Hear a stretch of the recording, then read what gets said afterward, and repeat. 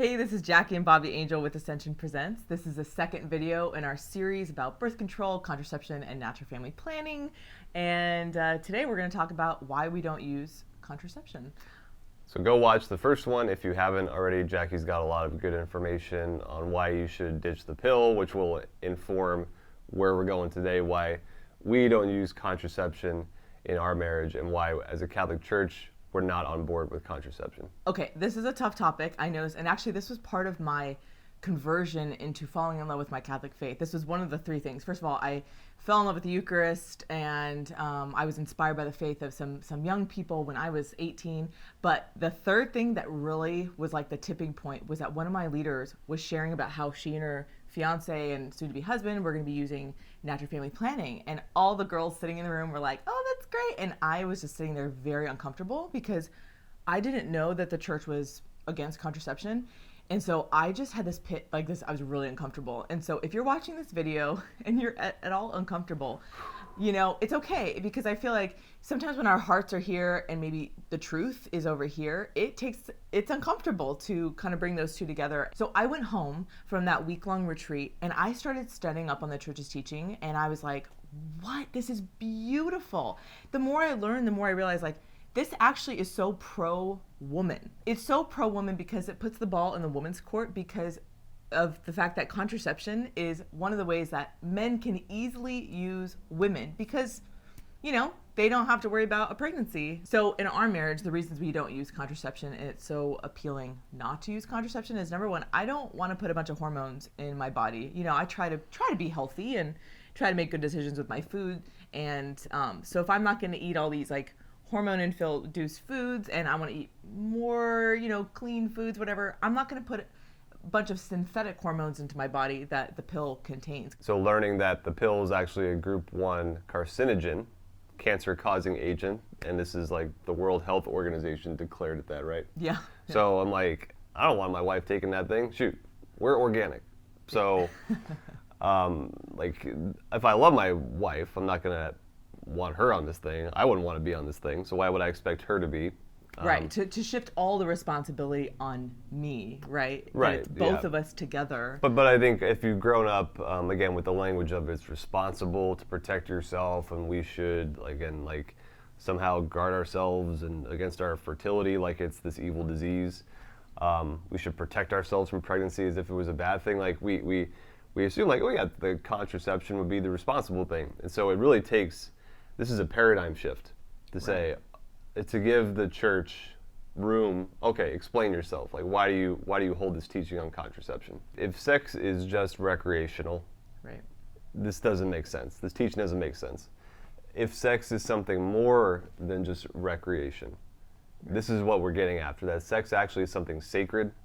It's something that we do with the totality, the wholeness of our bodies.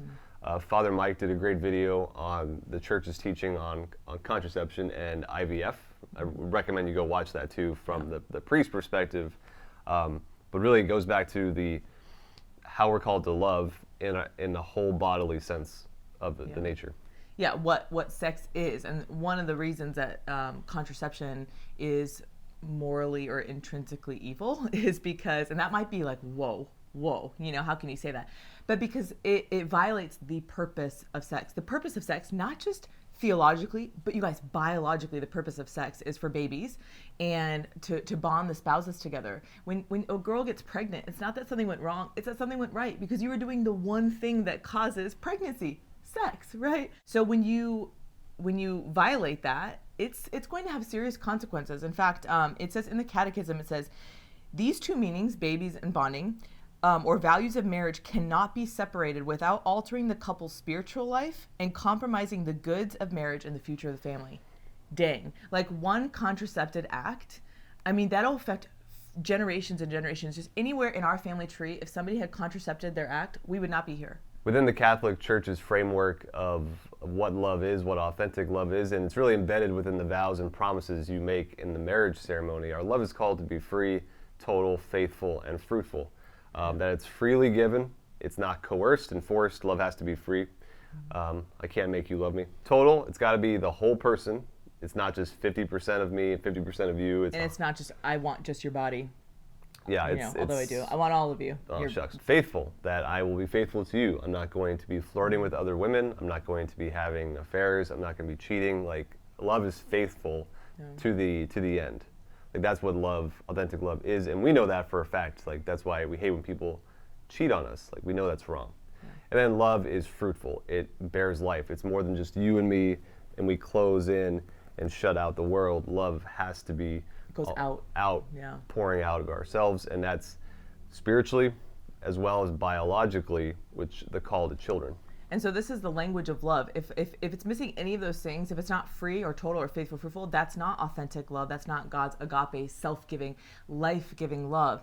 And but this is also the language of the body and sex. So basically, when you make these vows and promises on your wedding day, you then consummate those vows when a couple has sex. They are making those vows flesh. So you make the vows with your words, and then when a couple, the marital act, right, sex, when you have sex, you are renewing those vows, you are consummating those vows, making those vows flesh. So every time a couple has sex, they're renewing their wedding vows. They're renewing these promises. And so Pope John, it's like, well, what about people who are having sex outside of marriage? It's like, well, you're lying with your body, because the language of the body in sex is, I want to give you all of me. I want to be, it's free, total, fruitful. And so Pope John Paul was like, your body is lying, because your body is making a promise that you never did. So this is the thing. Contraception pretty much violates all of these: free, total, faithful, fruitful. It's not free, because really it's out of fear.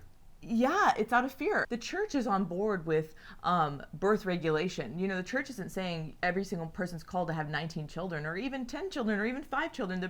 The church is saying you must be open. Yeah, it's calling us to responsible parenthood. Like, God is the author of life. It's not us to play God and say, kids, no kids. So it's so freeing. And the thing is, you guys, contraception wasn't made to stop having children, because really there already was something. It's called abstinence. Abstinence is the only, unless you remove your ovaries or your testes, abstinence is the only thing that's 100% guaranteed to not have children. So contraception wasn't made to prevent children. It was made so that we could use each other for pleasure without the consequences of having babies. It's not free, because we're afraid of having children. It's not total, because it's not saying I want all of you. It's saying I want you, but not your fertility. It's not faithful, because you're not being faithful to the vows that you said. It's also not fruitful, because basically what you're doing is you're sterilizing the act. You're putting either a physical barrier like a condom between you, or you're sterilizing the act. So you're having sex, but you're basically saying I do not, right? You're not saying I want all of you. You're saying I don't want all of you. I just want the part of you that gives me pleasure, and I don't want the babies for now. And again, next week we'll talk about natural family planning and how natural family planning is not contraception, and how it's totally different. So throughout history, there's been attempts to sterilize, to contracept, going back to the ancient Egyptians. But Christianity has always, for the most part, been unanimous in understanding that the child is a gift, like life is a gift, and who are we to interrupt that with God? And it wasn't until the 1930s when within the Anglican Church there was a vote. Yeah. They actually put it to a vote that said, well, contraception's okay sometimes. And once you open that door a little bit, everyone else comes running in, making rationalizations and excuses. And you guys, truth doesn't change, and not to be salty, but I'm sorry, the Anglicans voting on contraception in 1930 doesn't change the truth that Christians have always believed. In fact, if you were Protestant and you're watching this video, Martin Luther had scathing words about contraception, and so did Calvin. Go Google Martin Luther. Go look it up. Contraception, and you're like, shoot, dang, he says some fighting words here. It'll scandalize you. Sigmund Freud, the modern of was against contraception. Sexual psychology. Yeah. Was very against contraception, because it's against what sex is for, period. Yep, and so were all the early feminists. All the early feminists were not pro-contraception. It's really about reclaiming our dignity as man and woman, not as just using each other for objects, but like the goodness of our fertility. And just as a time where a lot of other churches were bowing and making rationalizations for contraception, everyone expected the Catholic Church to follow suit. But Pope Paul VI wrote this encyclical, a letter called Humanae Vitae in 1968, where he basically said no. Like, no, the Catholic Church cannot and will not ever be on board with contraception. Because, again, it's shutting out God, the creative force of life, from the sexual act. And we're called to be total persons, man and woman here. And a lot of people didn't like it. A lot of those truths were not conveyed to the faithful, or they were not preached about. And I'm pretty sure I never grew up hearing a homily about contraception. Like some parishes I do, but they're rare. They're few. And I would say, if nothing else, Pope Paul VI made 4 predictions. Prophetic, completely prophetic predictions. In 1968, what's going to happen if the culture bows to contraception and allows contraception to run free? 4 things are going to happen, and they've all happened. So number 1 would be the rise of infidelity and the decline of morality. And I think you can look at stuff from media from the 1950s, how people talk to each other, how people are treated, how movies are made, to today. It's changed a lot. What's allowed, the rates of out of wedlock pregnancies have increased 700%. People said, "Oh, the pill will decrease out of wedlock pregnancies." They've gone up 700%. Right? Adultery, divorce, abortion. The divorce rate doubled. Skyrocketed. From 1960 to 1980. Doubled. The divorce rate in the United States doubled over 20 years alone, which is insane. The second prediction he made was the loss of respect for women, that women would no longer be honored, they'd be seen as objects to be used. And I think you can just look at what's going on with the Me Too movement, the rise of an awareness of sexual harassment, of how women feel like they have to be objects. Again, look just at fashion, how fashion has changed from the early 1900s to today. Yeah, and then the biggie is porn. Look at the porn industry, which makes more money than the NBA, the NFL, and the MLB combined. It's $1 billion industry. It's basically training us how to use each other as objects instead of loving each other as persons. The third prediction Pope Paul made was that governments would start coercing people into contraception or sterilization.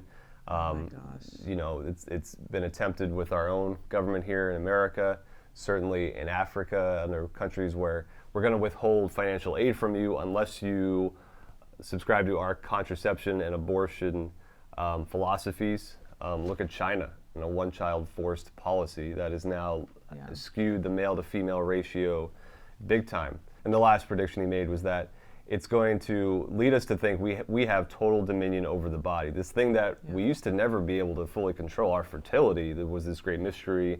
There's a fear of getting pregnant, which maybe kept my behavior in check. That's out the door with this pill that magically, allows for this sex without consequences. And that's a short road to now I can do whatever I want with my body. Now, maybe I'm not my body. Maybe, again, we can manipulate our body any way we want. Right? Yeah, and so it's, again, these 4 predictions of Pope Paul, Pope Paul VI, you can look and be like, All right, join us next week for Why We Love Natural Family Planning from All of Us at Ascension Presents. God bless.